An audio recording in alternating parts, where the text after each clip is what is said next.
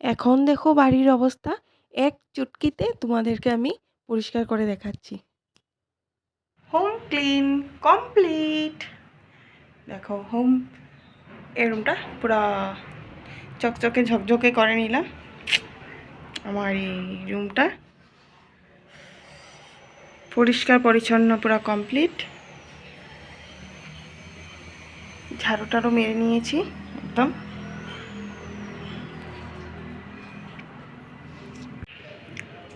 দেখো এখন রান্না করে নেব। আলু আর ডিম, কিছু সবজি ছিল না তার জন্য। এটা হচ্ছে মুরগির লোকাল ডিম। একটা দেখো না চুলতে গিয়ে একটু মানে ফেটে গেছে, নষ্ট হয়নি, ফেটে গেছে আর কি। তো এই যে ডিমটা ছোট ছোট, একদম ছোট ছোট লোকাল ডিমগুলো না। তো এই যে রান্না বসিয়ে দিয়েছি, রান্না করে নিই তারপর তোমাদের সাথে শেয়ার করছি।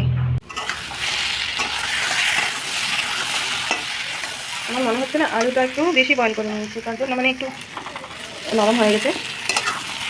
কি সুন্দর গন্ধ বেরিয়েছে, কি বলবো তোমাদেরকে। তোমরা তো শুধু দেখতেই পাবে, খেতে আর পারবে না। আমি কিছু দিনই মশলা এরকম তেমন ডিমের কষাটাতে শুধু একটু রসুন, আদা আর কাঁচা লঙ্কা পেস্ট করে দিয়েছি, আর সোমবারের মধ্যে পাঁচফোড়ন আর জিরে দিয়েছি। পেঁয়াজ দিইনি।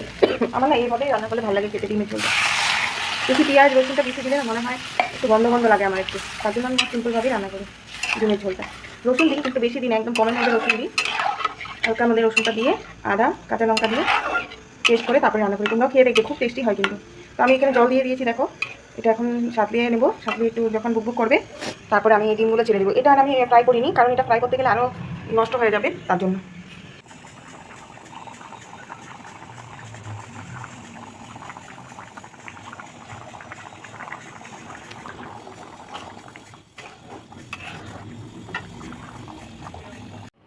লাল লাল ডিমের ঝোল কমপ্লিট।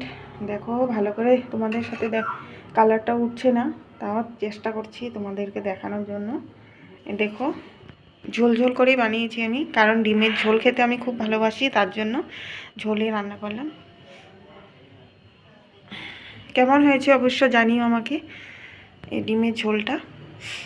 টেস্টি টেস্টি ডিমের ঝোল। তো ঠিক আছে, আমি রেডি হয়ে নিই অফিসের জন্য। Bye bye. Good evening everyone. তো বিকালবেলা তো অফিস থেকে এসেই দেখো এক জায়গায় চলে গিয়েছিলাম। এখানে গোপাল পূজা হয়েছিল কার্তিক মাস দিয়ে, যেহেতু জানোই তোমরা কার্তিক মাসে কৃষ্ণর পূজা করা, গোপালের পূজা করা খুব ভালো ভালো বলে মনে করা হয়। তো আমার অফিসের একজন স্টাফের বান্ধবীর বাড়িতে ছিল গোপাল পূজা। তো আমাকে বলল চলো যাবে।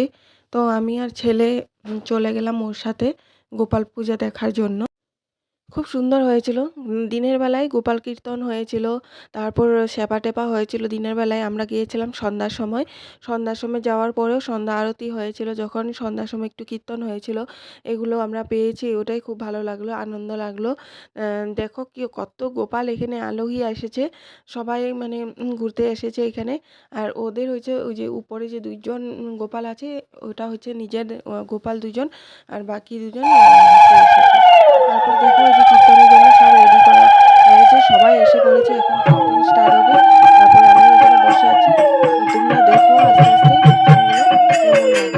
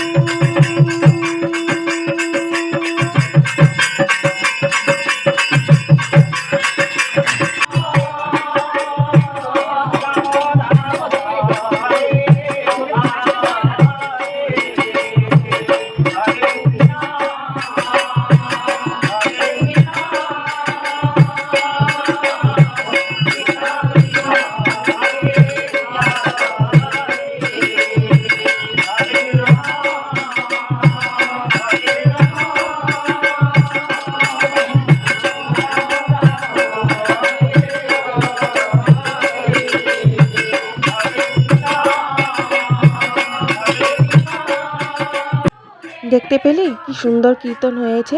আমার তো খুব ভালো লেগেছে। তোমাদের কেমন লাগলো অবশ্যই কমেন্টে জানাবে। তো এখন দেখো এটা এতটুকুর মধ্যে আমরা চলে যাব, কারণ অনেক রাত হয়ে যাচ্ছে আর অনেক দূর ছিল বাড়ি, আমরা অটো করে এসেছি। তো এই যে দেখো সবাই আমরা বেরিয়ে পড়ছি এখন আস্তে আস্তে করে। ওইখানে কীর্তন হতে থাক, প্রায় তখন বাজে 8টা। আমরা বের হতে হবে, কারণ বাড়িতে হাজব্যান্ডও কল করছে, ওকে খাওয়া টাওয়া দিতে হবে, তাই না? তো এখন বেরোনোর সময় এখান থেকে একটু প্রসাদ নিয়ে নেব, নিয়ে এখানে আর খাওয়ার টাইম নেই, তো বাড়িতে নিয়ে তারপরে খাবো। তার জন্য এখানে এসেছি। এই যে প্রসাদ রেডি করে দেবে বলে ওরা সবাই নিয়ে যাবে, কেউ খাবে না এখানে। আর জানোই তো 8টার সময় তো আর ভাত খাওয়া যায় না, তো কারণ 8টা বাজে এখন। এখন আমরা তো খাই 10টা 10:30টার সময়, আর ভাতও খেয়েছি বেলা, তো এত জলদি তো আর খাওয়া যায় না খাওয়া। তো আমরা বললাম যে আমাদেরকে দিয়ে দাও, আমরা বাড়ি গিয়ে খেয়ে নেব। তো ওই যে বেড়ে দিচ্ছে দেখো। তোমরা তো জানো। আচ্ছা, তোমাদের কার কার এরকম কীর্তনের মানে সেবার প্রসাদ ভালোবাসো জানিও তো। আমি তো মানে কি বলবো, আমার একদম প্রিয়।